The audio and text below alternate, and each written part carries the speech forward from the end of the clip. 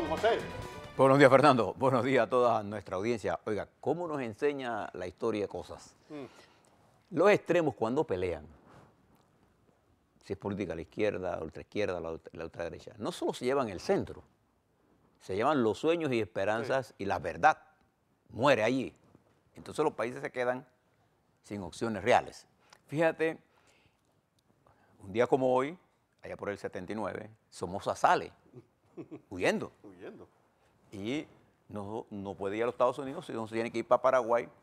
Pero hoy Nicaragua se encuentra en una situación muy parecida.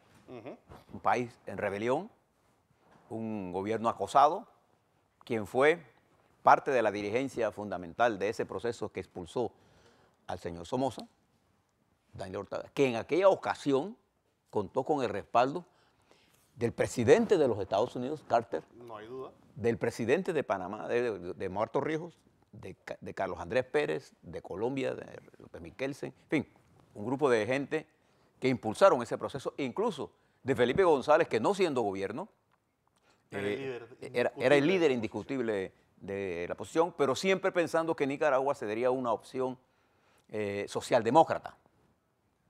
Y fíjese dónde quedó, fue rebasada por allá por los años 90 por Violeta Chamorro, volvió para convertirse hoy en un tirano. en el devorador de los sueños de la revolución, para convertirse en un tirano más, de derecha.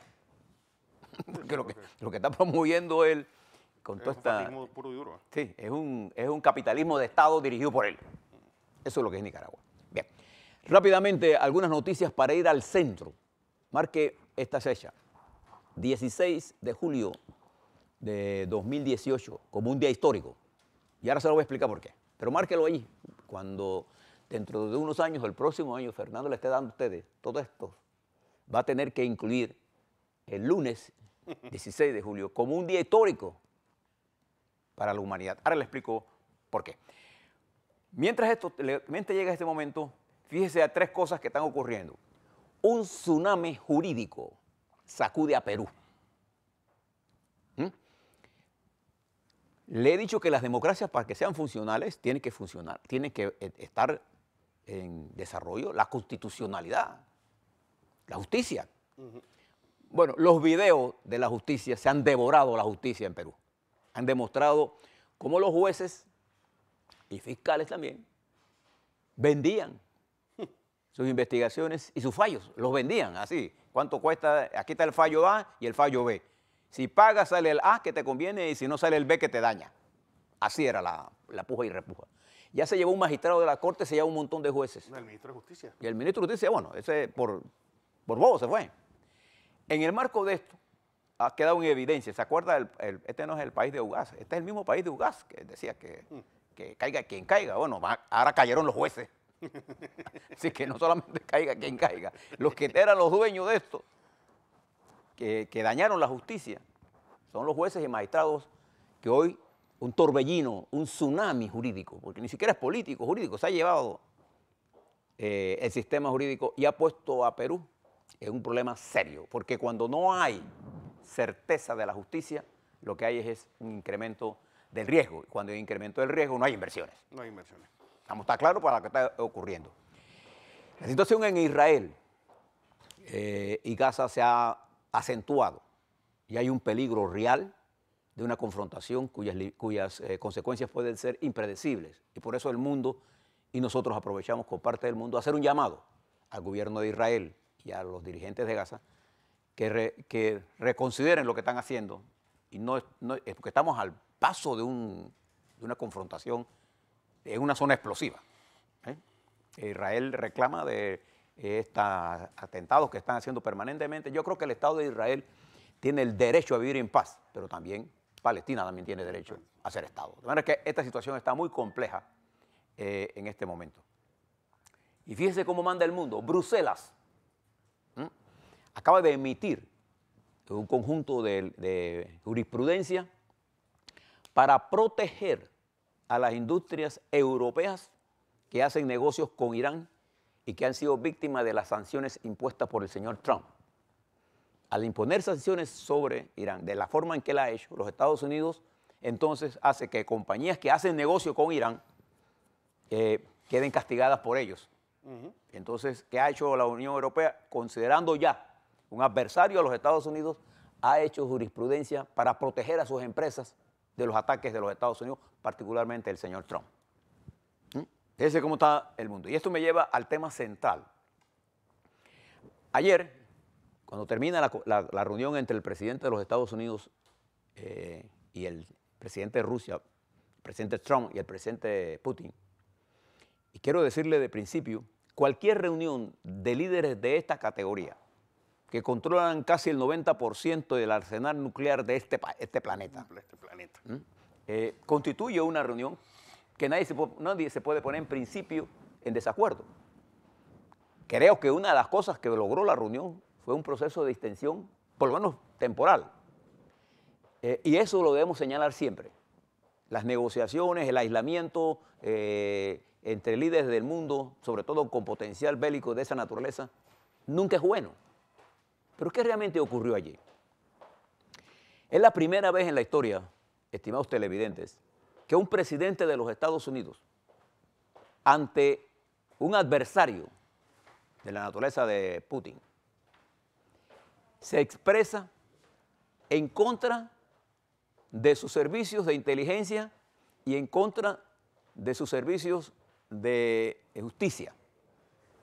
El presidente de los Estados Unidos, en la rueda de prensa, cataloga como error las investigaciones que se están haciendo por parte de los Estados Unidos contra el presidente Putin.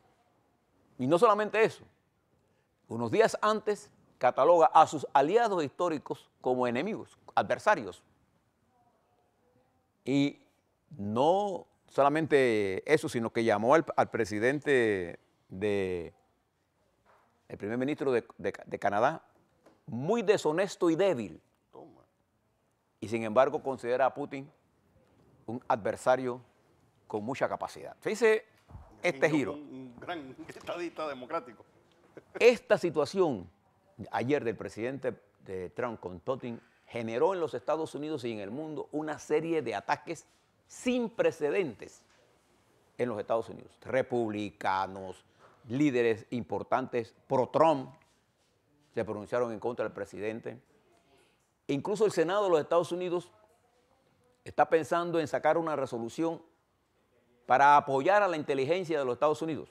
El jefe de la inteligencia de los Estados Unidos, Dan Coats, jefe de la Dirección Nacional de Inteligencia, dijo que él se respalda 100% las investigaciones de la inteligencia norteamericana que dice que Rusia intervino en las elecciones del 2016.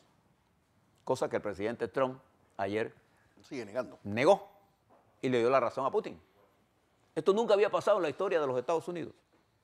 Incluso las acusaciones son tan fuertes hasta de traición al presidente de los Estados Unidos. Él regresó anoche a los Estados Unidos. Pero no nos llamemos engaño, el presidente de los Estados Unidos no va a pegar ningún rebote de lo que hizo. Conociendo al presidente y su línea política, es lo que va a decir que él tuvo la razón. Sí. Y que él, en vez de poner los intereses de los Estados Unidos primero, puso los intereses de qué es lo que está pasando con él.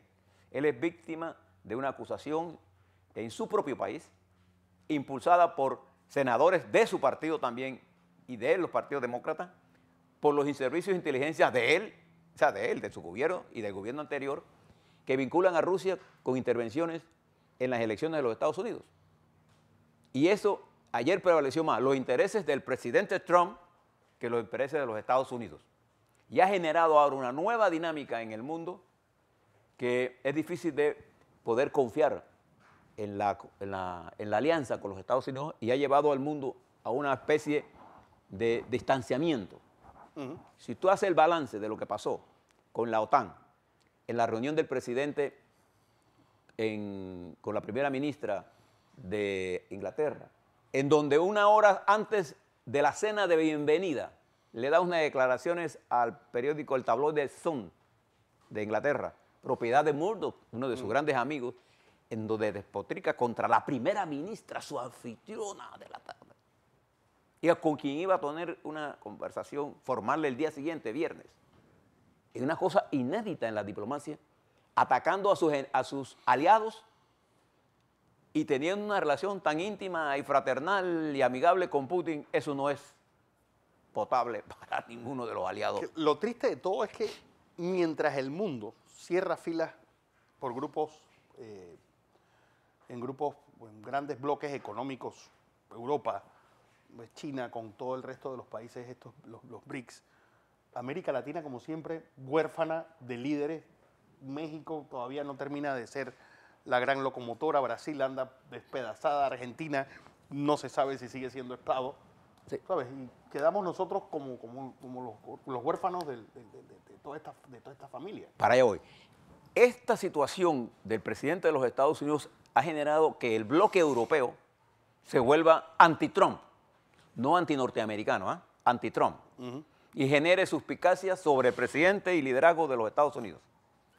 Pero es que en Europa hay dirigentes como, por ejemplo, Merkel, hay dirigentes como Macron, por ejemplo, hay dirigentes como la nueva derecha en Italia, hay dirigentes que se oponen a esto, la propia Inglaterra, y esto ha hecho que se dé un bloque. Fíjese que mientras esto se estaba dando, los adversarios de hace unos meses se convierten en amigos. La Unión Europea estaba reunida con el primer ministro de la República Popular China buscando nuevos lazos de amistad y de comercio. Y el ganador neto de esta reunión de ayer, sin duda alguna, fue el presidente Putin. Se lo voy a poner en lo que ayer decía una televisión rusa, en ruso.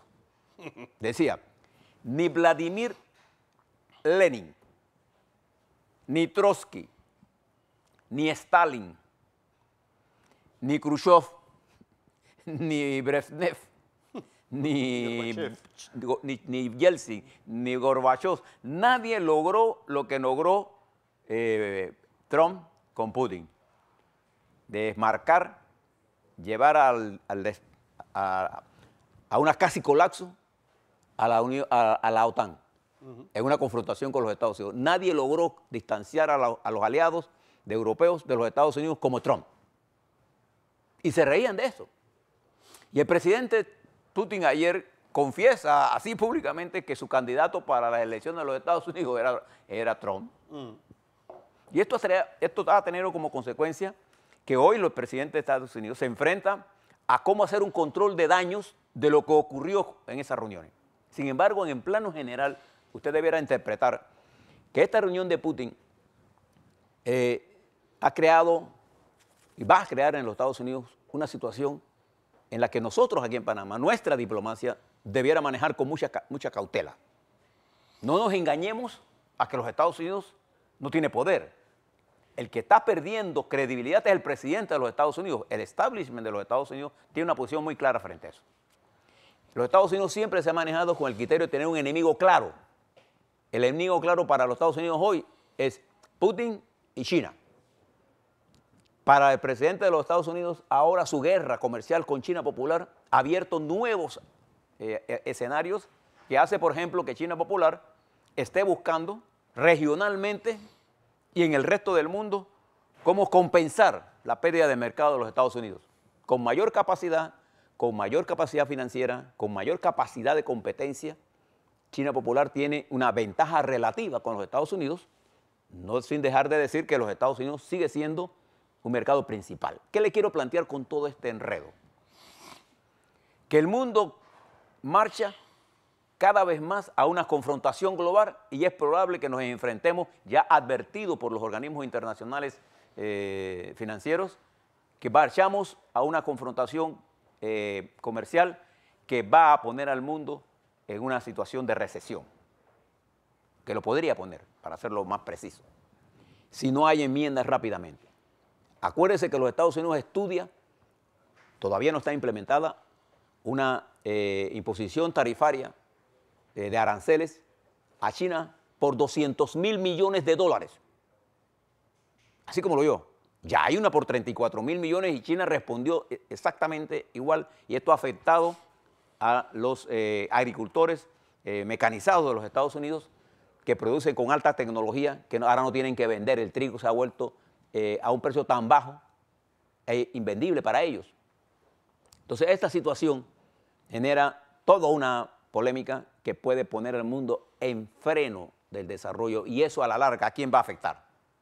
A nosotros, porque nuestra actividad más importante es el comercio mundial. El precio del cobre ha bajado y nosotros entramos en cobre el próximo año. Por eso es importante que comprendamos todo esto, porque estamos muy aldeanos. Mirándonos el ombligo. Y lo que quería traerles es que, lo que le decía Fernando, ¿cómo reacciona América Latina frente a eso? América Latina se encuentra hoy en su peor situación de liderazgo. No existe un dirigente, porque todavía en México manda Peña Nieto, si es que él manda algo. Sí, es que manda. Porque no mandó cuando era presidente. En América Central está en acefalía. El país más estable, que era Nicaragua, se ha ido a la confrontación que tiene.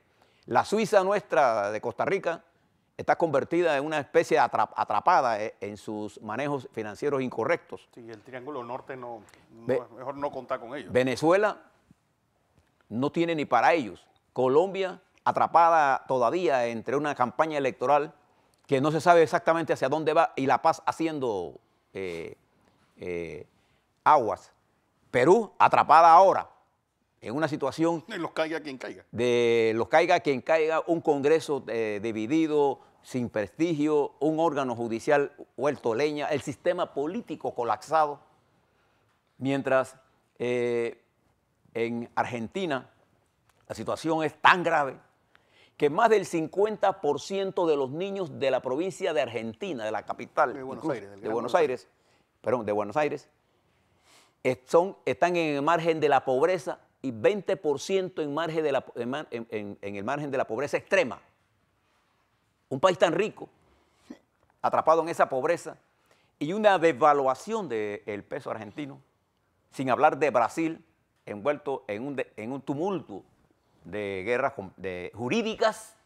Comenzó así, para terminar en la debacle económica en la que se encuentra un país con tanto potencial. De manera que América Latina es sorprendido ahora, en medio de una situación compleja, sin dirección, y que empujaron el proyecto de la confrontación jurídico-política, el lawfare, ha hecho un daño terrible a la dirección política de nuestro continente, dejándolo prácticamente ingobernable.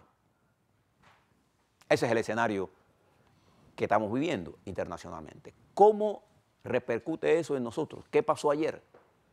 ¿Qué pasó ayer en la Asamblea? ¿Qué pasó ayer con el caso Martinelli? A la vuelta, veamos cómo está el escenario nacional, y particularmente le quiero leer un extracto del artículo de Ricardo Martinelli que aparece hoy publicado en el Panamérica, lo tengo aquí del Panamérica, y explicarle lo que pasó ayer en la Corte Suprema.